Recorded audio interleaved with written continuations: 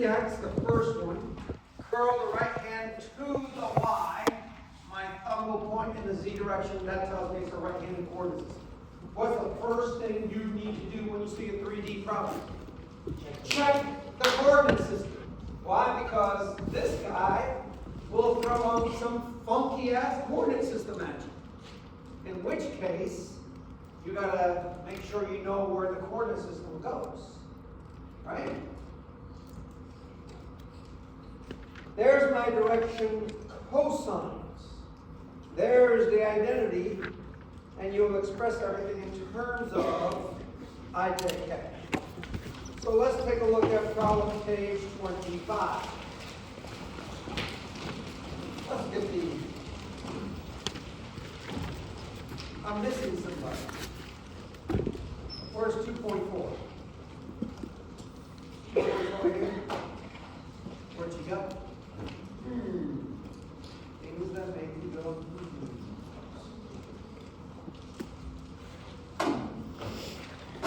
Oh, it's off. All right. So let's take a look at page, what page is this? 25. So the first thing I got to do in 3D problem is check. Is this Hibbeler's coordinate system? Y, Z, X, yep, that's Hibbeler's. It is right-handed. I don't have to worry about that. And it says, given these two forces, I'm going to call this F1, I'm going to call this F2. Find each force in Cartesian vector form. What the hell is that asking you to do? Hey, keep this in terms of IJK. That's all it's saying. It's a fancy way to say, give me IJK for each force. So, let's do it. Find me the resultant of the two forces. Well, once I have IJK to get the resultant, all I have to do is add up i's, add up j's, add up k's, got the resultant. And then it says, please give me the coordinate direction angles, which means give me alpha, beta, gamma, and the magnitude of the resultant. So step one, let's express these in terms of IJK. Well, this is in the x, y plane, so I have a force here and a force there. That's going to be 30 cosine 40i minus 30 sine 40j plus 0k because it's in the y, x plane. Why is it minus 40 sine? Why is it 30 minus 30 sine 40? Why? Because it's pointing in the negative y direction. So this simplifies to F1's equal to 22.981i minus 19.284j plus 0k. Boom, done. Yes? That should be no problem for everyone. Now, the second one, that is a double projection. The first thing I notice about a double projection, by the way, everything here is 90 degrees. The first thing I'm going to notice about a double projection is there is a line. I call this the line to nowhere. The LTN, the line to nowhere. What the hell does that mean? It means that that line is not X, Y, or Z. It is not parallel to the X, Y, or Z. So if I go cosine of 60, that basically lands me on the line to nowhere. So if I go from here and go 60 cosine, I'm going to land right there where my pen is, which is on the line to nowhere. Agreed? Now, if I then take this and swing it cosine 50, where do I land? The y. If I say this is 50, if I say sine, where do I land? On a line parallel to the x. And if I say sine of 60, that lands me here, which is parallel to my z. So my double projection is F2's equal minus 50 cosine 60 sine 50 I plus 50 cosine 60 cosine 50j plus 50 sine 60k. True or false? When I double project, I double project along the I, J, and K. False. I only double projected here in this problem along the X and Y. No double projection in the Z. Is that always the case? No, depending on the angles and where I'm at, it could be that I double project on the Y and Z and only project once on the X. So it varies depending on the problem. But what is true is you only double project 2 times or 2 places. IJ, JK, IK, but you're not going to double project on all 3 of the components. Let's review. Let's blow this up so you can see it a little better. Because I need you to see it. And this is something that students have to get used to. It's not something that's natural. So here's what I did. I took this force, and if I just do SOHCAHTOA in this triangle right here, I'm going to say cosine 60. Well, that puts me on this red line. That is the line of nowhere, meaning I'm on a line that's not X, not Y, not Z, nor is it parallel to the X, Y, or Z. Agreed? Now I'm going to take this line, and I say cosine of 50, that's going to swing it down to here, which is the y-axis. That's why you see in the J component 50 cosine 60 cosine 50. So this swings it to the line of nowhere. This, hey, I asked about you. I know, that's why I came to class. How'd you know I asked about you? I have people everywhere. Really? I don't know. Who's the one that texted her? Said, get your ass to class, he's asking about. You did. Oh, I see how this is. So you got spies I have people everywhere. So where were you that you weren't here on them? What? We have no secrets between us. I know, I told you. I can't tell you. Oh, okay, whisper it in my All right. Now, I'm here, if I say sine of 50, notice I'm in the negative x direction or a line parallel to the x. That's why you see a minus sign here, and then cosine 60 gets me to the line of nowhere. Sine 50 puts me to a line that's parallel to my x. And this one is just nothing more than 50 sine 60. If I look at 60 and go opposite, that puts me on a line there, which is parallel to my z, that's my k direction. What? I'm a genius. It makes sense? God, I hope it makes sense. It would be shitty if I was sitting there explaining and you're looking at me going, what the fuck is he talking about? That would be bad. In your courses, it happens sometimes. The teacher confuses you even more. Get the fuck out of that teacher's class, to be honest. My job is to simplify this for you so you can understand it relatively easily. If I'm not doing that, then I'm really not doing my job, am I? No. It makes no sense. But I understand what you're saying because I was in your shoes at one time and I'm looking at the teacher going, what the fuck is he saying? I get it. And it sucks because you're paying to be taught. You should be taught.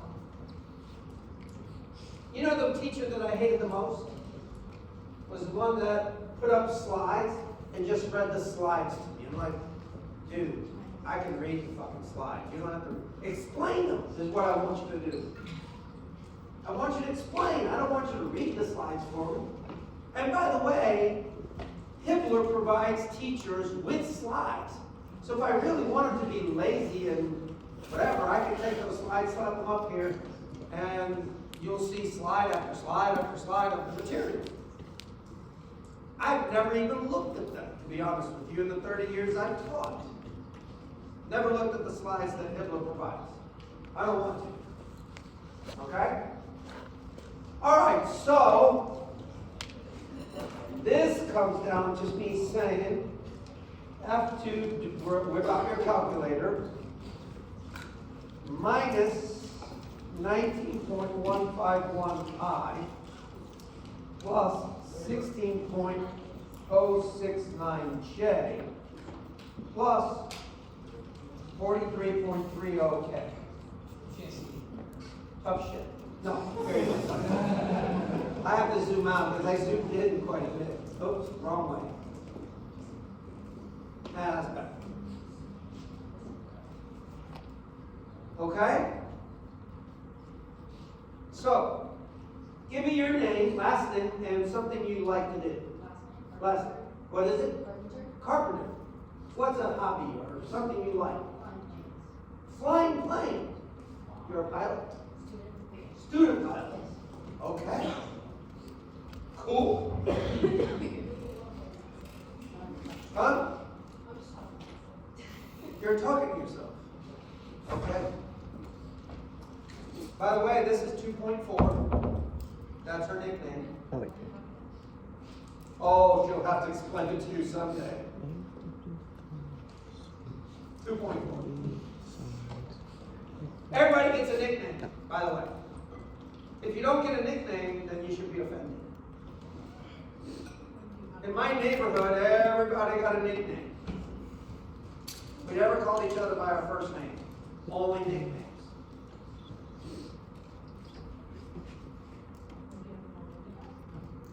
God, I gotta figure it out. So,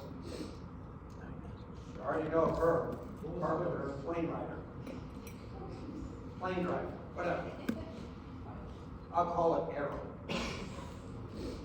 Last name. Give me something that you like.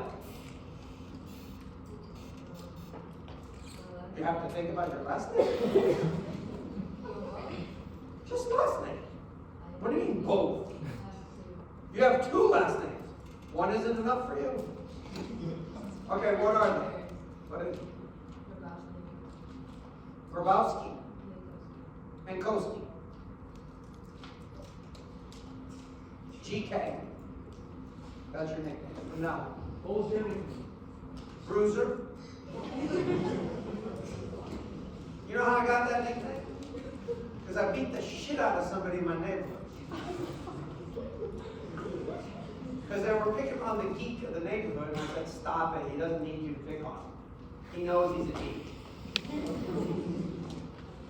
But the kid wouldn't stop. I said, you do it one more time, and we'll beat the shit out of him. And he did it one more time, so beat the shit out of him. That's why I got a nickname, Bruiser. People haven't figured out what I say I'm going to do. Even back then.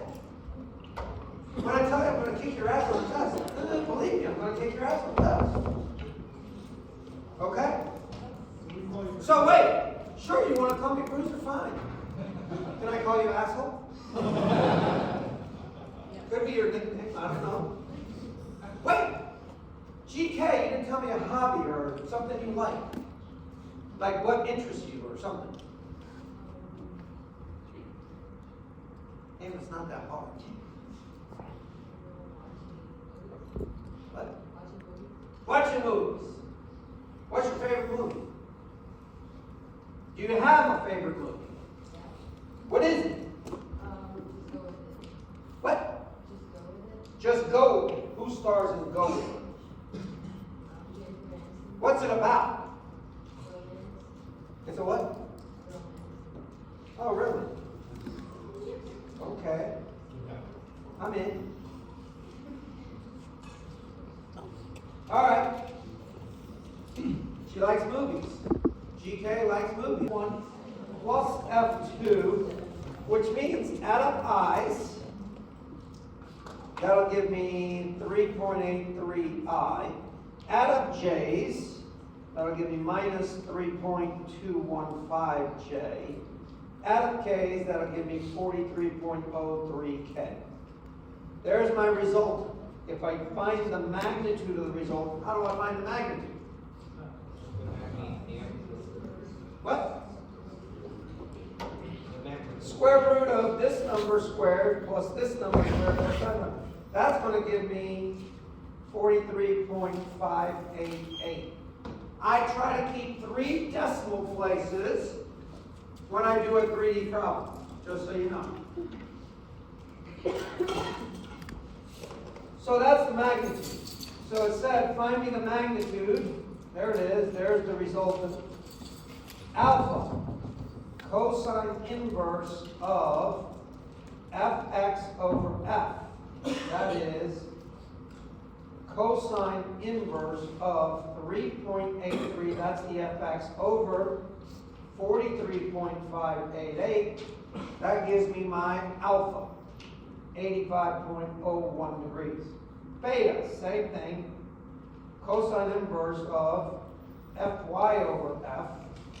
That's cosine inverse of minus 3.215 divided by 43.588, giving me 94.24 degrees. Gamma, cosine inverse of fz over f. That's cosine inverse of 4303. Divide this by 43.588, giving me 6.78 degrees. So there's my alpha, beta, and gamma. My magnitude is 43.588, and those are my alpha, betas, and gammas.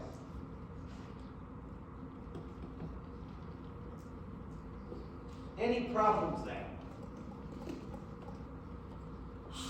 Remember, the entire chapter 2 is finding what? 2 frickin' things. Resultant or resolution. That's all we're doing in chapter 2. Resultant or resolution. This is a resultant problem. Yes? Any questions before I move on? Moving on. What?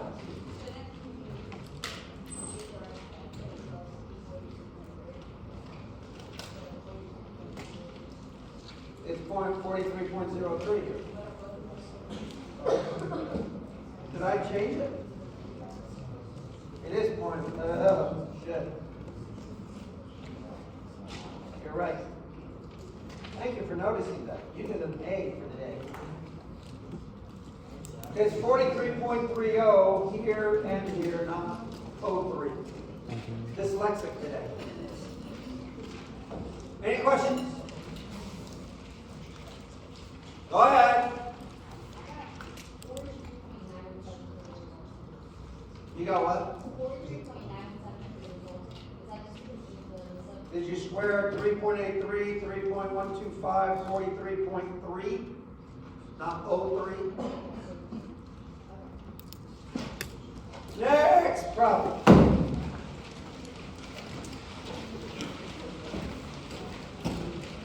So I look at this problem, my first thing I notice is, x, y, z, it is not Himmler's coordinate system, but it is right-handed. Place your right hand on the x. Go to the y, my thumb will point out to the z, it is right-handed. All right. I've got a force only in the y, I've got a force only on the x. I got a force here that is a double projection. Here is the line to nowhere, which is the line between the 2 triangles. The beauty of the book, the textbook, is you know it's a double projection because he shades it for you. So this will be shaded maybe dark blue, this will be a light blue. So you know when it's a double projection in the textbook because of the fact that he lightly shades and darkly shades the two triangles in blue. It's automatic. You know it's a double projection when you see that. All the way here, you're going to have to figure that out by yourself. Also, this is a double projection because there is the line to nowhere for the 400. This is the line to nowhere for the 1200. And then you got the 700, and it's giving me two angles. What the hell is this 70 degrees?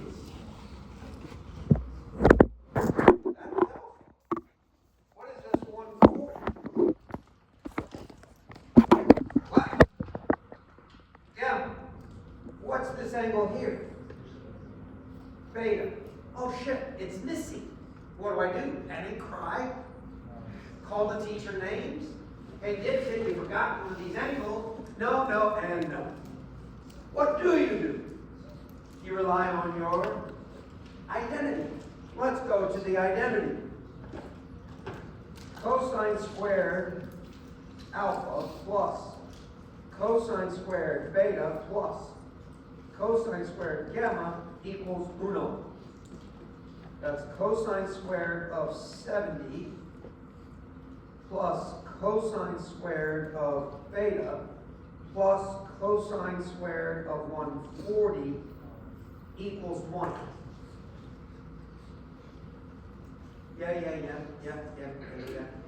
Yeah. Yes, I got you. Now, why is it important to notice the coordinate system first? Well, because if this was y and this was z and this was x, in other words, if I had the coordinate system labeled in blue, what would the 70 be? That would be beta. What would the 140 be? Alpha. So what I would be looking for would be gamma. Instead, because I have the regular coordinate system, not the blue one, it's different. So this is why I keep trying to tell you, hey, please notice the coordinate system first. Because if you look at the coordinate system, alpha might not be alpha. It might be a beta. Gamma might not be gamma. It might be an alpha. So be aware of the coordinate system because it will change what you call alpha, beta, gamma. All right, if I do this, this is going to say cosine of beta is equal to the square root of 1 minus cosine squared of 70 minus cosine squared of 140, which means cosine beta is equal to a plus or minus 0.5443. Anytime you have a square root, it's either plus or minus. Agreed? Now, somebody please tell me, what is the 0.5443? What the hell is that? What did I just find? What? I found the direction cosine. You with me? So if I take the cosine inverse, I'm going to have a beta 1. If I take a positive, I'll get 5702. If I take a negative, I'll get a beta of 122.98 degrees. Oh shit, I get two numbers. Yes. The question is, which one do I take? This is why you get paid the big bucks. You got to make decisions. Do I take the acute angle or do I take the obtuse angle? Oh crap, what do I do? And let me ask this question. What's the difference between the two? The difference between the two is a negative sign. But a negative sign, if you get the wrong angle, it's supposed to be positive, and you give me the negative, or you're going to be off by a negative value. So that's why I keep trying to tell you, hey, pay attention to the negative signs. They will kill you in the long run. And that's the first thing I instinctively look for when I grade the test. I look for those minus sign errors. Once I spot them, no matter what you do, the answer is not going to be right. So automatically I take off a point. What's the point for? Because every problem, the answer is worth a point. It's a 10-point problem. I grade everything out of 10 points. Once I see a minus sign error, you lost a point in my mind already. Done. Doesn't matter what you wrote after that. Now I'm looking to see if you followed steps that would lead you, if you have the right answer, to the correct answer.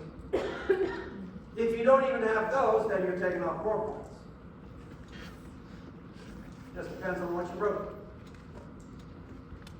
Well, what should I take? The acute or the obtuse angle? Acute. So what we're saying is, really, if I call this F1, F2, F3, F4, F5, what you're saying to me is F3, the answer is 700 times cosine of 70i plus cosine of 5702j plus cosine of 140k. That would be F3 in terms of ijk. Agreed? Or not?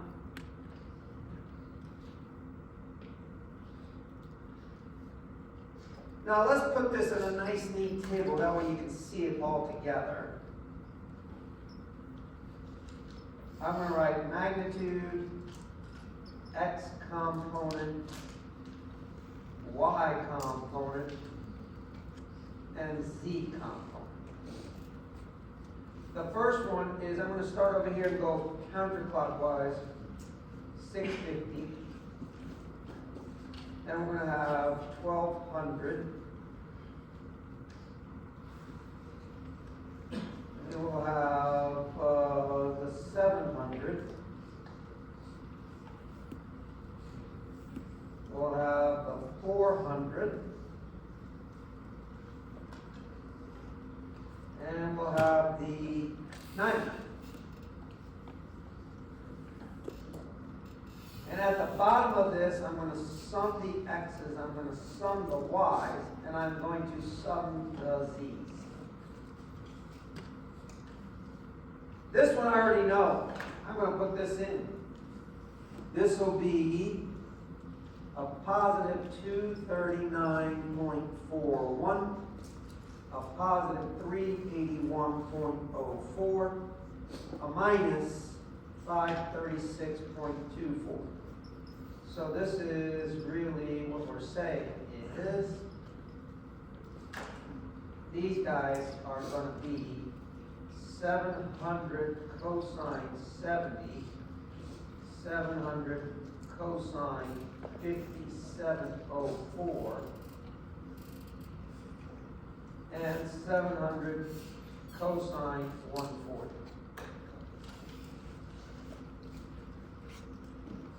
That's what that is. These guys are going to be easy because it's only in the y, so it's 0 here, 650 here, 0 there. Agreed? No. Oh, yeah. Gotta remember the negative sign. Yeah. So if you do this on a test, the first thing I know is I put that minus 650 acting downward. I'd better see a negative sign. So if I see this, minus 1 already in my mind. Because that should be a negative. Down here, I should have 900 negative with a 0 and a 0. Agreed? Let's do this one.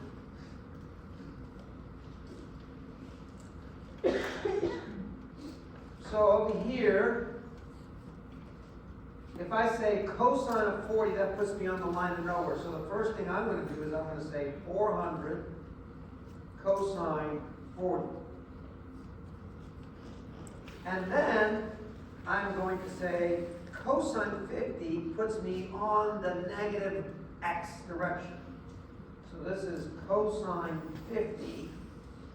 But that has to be a negative because it's on the negative x, not the positive x. For the y, this is the y here. All I have to do is say sine of 40. So this is going to be 700 sine 40. And on this one, this is going to be 400 cosine 40 sine of 50. Sine of 50 puts me on this line. That's in the negative z direction, so that's going to be a negative. So bottom line, I should have minus 196.96, 257.12, a negative 234.73. Yeah, so why, What? why 700, not 400? I can't hear you.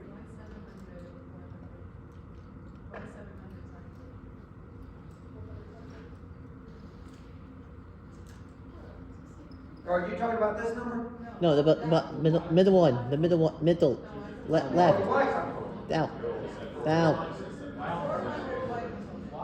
400 y come from, that's it. Oh, shit. Hey, I'm still on vacation, sorry. My mind hasn't returned to full function yet. I'm still thinking, no, I should be more careful. That's it. What? What is the last thing you'll do? I don't know. I have no idea. What's that? Where did you come from? Sine 40, sine 50. Yeah. Is that the one you're talking about? How much does it cost you to fly? $300 a session. An hour of flight. Have you already been up in the sky or still in the classroom? You already have 20 hours of flight time. What's it take for you to go solo? I'm so close. It's like the next couple of times I fly, I'm so like 2 or 3. Do you mean like requirement wise what it takes? Yeah, what's it take? It depends on the person. So signed off on But you're going to solo in less than 30. Yes. So you must be busy. Some people don't go like 8 Have hours. you touched down and gone up? Many. Many times. Where do you do this at? Where? It's like, Oh, by the International Airport. not the international one, there's a small one. Yeah, I know where it's at. But that one. Yeah. That's where you do it. Why would you want to do it there? Why not like, let's do that one. So this one would be 1200. Line to nowhere is 60, so I'm going to swing this from here to line to nowhere, and then I'm going to swing it there. So it's really cosine 60, cosine 45. The y is going to be here, so it would be sine of this angle, puts me on a line parallel to my y, but it's negative. So this will be a minus 1200 sine 60. And then when I get to here, I can say cosine of 45 puts me on a line parallel to my z. So that's 1200 cosine 60 sine of 45. So I should have in here 424.5 minus 1039.23 and a 429.5. That is my entire chart. Now, do you have to put it in tables? You don't have to. I like tables because it organizes me. I'm a bloody mess if I don't put, what? How can you put a negative y, not positive y? Which one are you talking about? For the one we just did, the 1200. The 1200? Yes. Easy. When I say sine, I'm going to put a line here. That's the component. That's in the negative y because this is the positive y. Sine of 60 puts me here. That's in the negative y direction. That's the positive y, that's the negative y. So it's negative. Now all I have to do is add up the numbers. That's the beauty of the component method. This gives me minus 433.05. This gives me minus 1051.07. And this gives me minus 346.47. So my resultant is minus 433.05I. Minus 1051.07J minus 346.47K. Magnitude of this, square, square, square, I'm going to take the square root. 1188.49. And therefore, alpha is equal to cosine inverse of minus 433.05. Divide this by 1188.49. 111.36. Cosine of beta is equal to, or I should say beta is equal to cosine inverse of minus 1051.07 divided by 1188.49. Beta is equal to 152.17 degrees. And gamma is cosine inverse of minus 346.47 divided by 1188.49, giving me 106.94.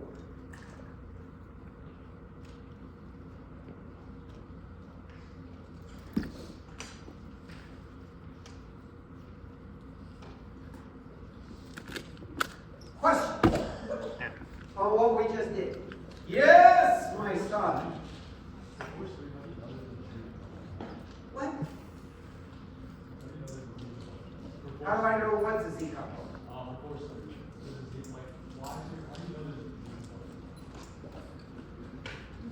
Force 3? How do I know? Great question. Did everybody understand this question?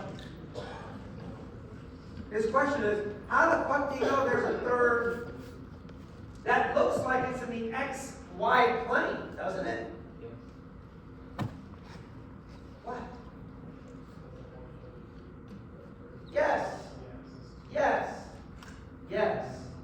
So what this is telling you, that 140 is, hey dude, this is not in the x, y plane. This is a vector that's sitting out here in space someplace. I can't show that on 2D paper, so it looks like it's in the XY plane, but it really isn't. If it was, then this would not be there. That's how you know that it's not in the XY plane, and that it is in space somehow, some way. Got it? No, you didn't say please. You're welcome. How far down do you want me to go? Okay, there you go. See? See? That's nice.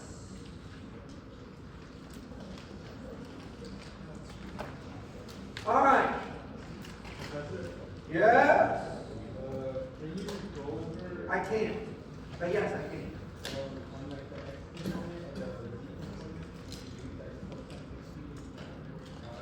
Okay, which value are you looking at? No, but what number? 700, 1200, 500? What's the force magnitude that you're looking at? I think it's all four. Huh? I think it's all four. He's talking about the 400. Yeah. He didn't tell me that, so how would I know?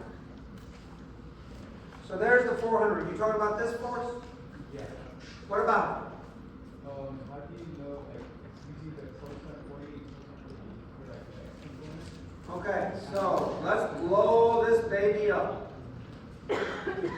Here you go. Here's this force. Remember, these are all 90-degree triangles. So if I say cosine of 40, that's going to project it onto this line. That's the line nowhere. That's not x, y, or z. Correct? Now, if I say cosine 50, that puts me on this line. Well, that line is the negative x. So you should see in my table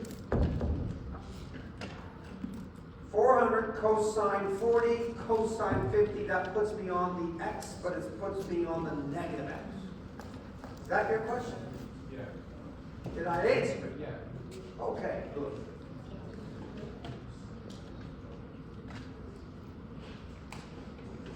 Next question. Wait, what? Oh,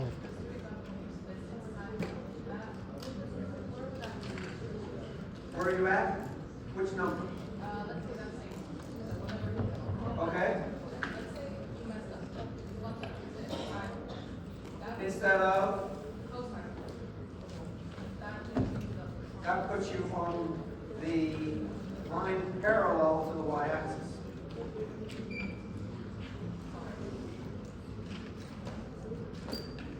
If you said sine of 40, that puts you on this line. Because sine is the opposite over the hypotenuse. So it puts me on this line, which is parallel to my y. There you go, that's why. All right, so how many ways can I give you information in 3D? 3. 3. What are they? Alpha, beta, gamma, Gamma. double projection, Projection. or I give you a bunch of distances. Let's make it perfectly obvious. What do you think is going to happen on the test? I'm going to give you all 3 in one problem. Of course. With a bunch of our problems. Am I hiding anything from you? No. I'm telling you what I'm going to do. Somebody have the testing manual with them. Huh? Exactly. You don't have it. He does. Okay. Let's go. There we go.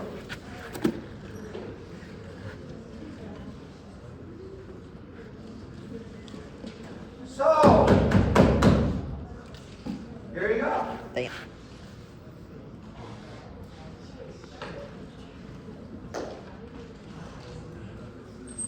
So you're looking at this going, okay, what do I have? It says a 40 foot or 40 meter, there's the 40 meter, that's how tall it is, great. I can see that. OA. OA, yep, along the y-axis, fantastic. It's supported by 3 wires connected at A. What's the point of concurrency? Point A, right. The direction cosine, oh, what am I giving you here? I'm giving you cosine of something equals. So it says the direction cosines of AD measured from AR minus 7807 along the y-axis. What the hell did I just give you? I gave you direction cosine, and that number is associated with the y-axis. So what did I really give you in terms of angle? The J. I gave you what? Give it to me in terms of alpha, beta, gamma. Which one did I give you? I just gave you beta indirectly. I didn't say beta is 70 degrees. I said the direction cosine along the y is 7807 negative. So if I took the cosine inverse of that number, I'd have beta in degrees. Agreed? All right. And minus 0.4879 along the z-axis. What the hell did I just give you? I just gave you gamma. take the cosine inverse of that, you will have gamma. What the hell did I not give you? Oh shit, I didn't give you alpha. So what are you gonna do? You're gonna go cosine squared alpha plus cosine squared beta plus cosine squared gamma equals 1. There's the identity. Remember I told you, the reason everybody says Norris tests are from hell is because there's nothing missing. Right? Then it says, oh, what do I have here between A and C? I have a double projection. There's the line of nowhere. So if I go cosine 60 gets me here, right? Cosine 50 swings me over to the Z, which gives me the K component of that value. Agreed? Not that hard. Right? If I say simply sine of 20, that's going to put me along the Y. That gives me the J component. Everybody with me? Are you seeing it? I'm not hiding anything from you. Then what else is given? Oh, I'm given the coordinates of B. They're 25 this way, 15 that way. What's the coordinates of A? 0, 40, 0. So I'm giving you distances. We haven't covered distances yet. But by the time we get the test, you've already covered this. I'm about to cover distances now. How do we deal with distances? Which, by the way, is probably the more realistic outside of the real world type of shit. Why? Because some surveyor is going to survey the land and give you distances from a fixed mark. So you will be given, in essence, distances in the real world, more than the double projection or the alpha beta give. So we really got to figure out how to deal with distances. Well, if you did position vector video, you should have seen this. Oh, whose book is this again? Here. Keep it out just in case I need it. So the first thing, how many have seen the position vector video? How many have not? Shame on you, I get on it. Position vector. Okay? Here's the definition. Position vector R is a fixed. Oh, fixed. Remember there's 3 types of vectors? Fixed or bound, free or sliding. This is an example of a fixed vector or bound. Fixed vector in which locates a point in space relative. And I folded relative because for an engineer, when you say relative, it should ring a bell in your head that says difference, difference, difference, difference. So when we say relative velocity, we're taking 2 velocities and subtracting. Relative acceleration, take the 2 accelerations, subtract them. So when I see the word relative, that to me says a difference of 2 numbers relative to another point in space. Okay? So I'm going to be given A, and I'm going to be given distances XA, YA, ZA. I'm going to be given a point B, and it's going to have XB, YB, ZB. And I'm going to change those distances into those coordinates for A and B. And then I'm going to express RAB. Now, when we say AB, that means the tail is at A, the head of the vector is at B. If I were to say BA, then the tail is at B and the head of the vector is at A. And there is a difference. Notice the difference. RAB, tail, head. I'm going to take XB minus XA, YB minus YA, ZB minus ZA. If I were to say RBA, that means the tail is at B, the head is at A. It's going to be XA minus XB, YA minus YB, ZA minus ZB. What the hell is the difference? The difference is a negative sign. Because RAB is the same as RBA, but it's negative. So the question becomes, did you do it correctly? or do I have a minus sign here? Again, what am I looking for? I'm looking for those stupid minus sign errors. Did you say RAB when you should have said RBA? Then you have a minus sign error in the problem. Why am I locating this position vector? What the hell does it do for me? What it does for me is it establishes the directional sense of the vector. That is the purpose of the position vector. To establish a directional sense. Nothing more, nothing less. Okay? And you say, well, how does that help me? Remember, a vector is magnitude and direction, plus obeying the parallelogram. Magnitude, usually you're asked to find a magnitude or you're given a magnitude. The magnitude of this cable is 700 pounds. That's the value of the force and the tension. Okay, express this as IJK. Because everything in 3D has to be expressed in IJK. Well, I have the magnitude, I just need a directional sense. How do I get the directional sense? I get it by establishing the position vector.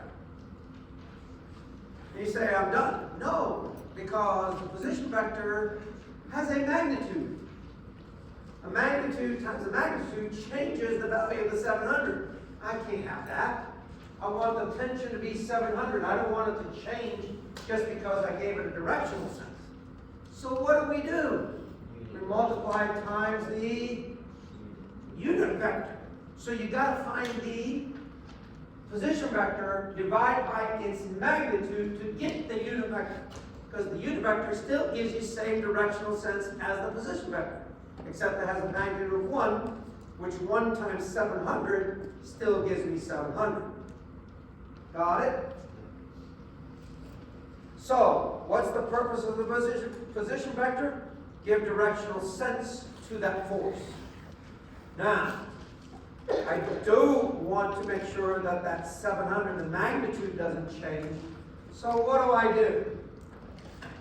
I simply find the unit vector. We already defined how to get the unit vector. Take the vector, divide by its magnitude, gives me a unit vector. So I'm going to do unit vector, and I'm going to multiply the unit vector times the magnitude of the force to get the force in terms of IJK. Got it? So given a bunch of distances, you're going to go through a 5-step process. 5-step process. Now, if you're reading the textbook, he uses 1 step. Because he's trying to conserve paper so his solution to a problem stays on 1 page. I don't encourage you to do it in 1 step. I encourage you to do it in 5 steps. Okay? Or at least 4. So the first thing you're going to do in the plan of attack here is if you're given data or distances, you're going to convert the line of action of force from the head and the tail to AB and express the coordinates of the head and the tail. Then you're going to find the position vector, xb minus xa, yb minus ya, zb minus za. Then you're going to find the magnitude. Then I'm going to take the magnitude, divide it into the position vector to get the unit vector. Unit vector multiplied times the force gives me the force in terms of IJK without changing the value of the force. Because I multiplied times the unit vector instead of the position vector. So given a bunch of distances, you're going to go through the 5-step process every time. And I don't care if the problem's in chapter 2, chapter 3, chapter 4, chapter 5, whatever. If there are distances in a 3D problem, you're going to go through this 5-step process no matter what you do. Now, if you're reading the examples, you're going to see him write FAB equals magnitude FAB, then he's going to put a position vector, and he's going to take and say the square root of the position vector squared to get the unit vector. So he's going to do everything in one, as opposed to at least 4 steps or 5 steps, depending on what you do. I encourage you to do 5 steps, or at least 4. Don't try to shortchange it. You're novices. You need to figure it out first before you start doing shortcuts. Okay? You with me? So this is chapter 2, I believe, section 7-8. That's what's in chapter 2, section 7-8. Okay? Who's not with me? So you can see the next problem. Real quick, I'm not going to do the whole thing, we'll pick it up on Thursday.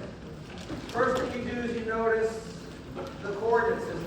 I don't care what you do, a 3D problem, always notice the coordinate system. Because I'm pretty sly, I'll throw in a weird ass coordinate system. It'll be right-handed, but it's not something you're used to. I'm telling you what I'm going to do. Or it might be nice and give you a regular old coordinate system that's right-handed that you're used to. Depends on my mood when I make up the test. The first thing I ask is, look at the coordinate system. Next, how am I given information? Do I have, in this problem, alpha, beta, gamma? Am I given alpha, beta, gamma? No. No. Am I given a problem that has a double projection? No. Do I have a bunch of distances? Yes. Yes.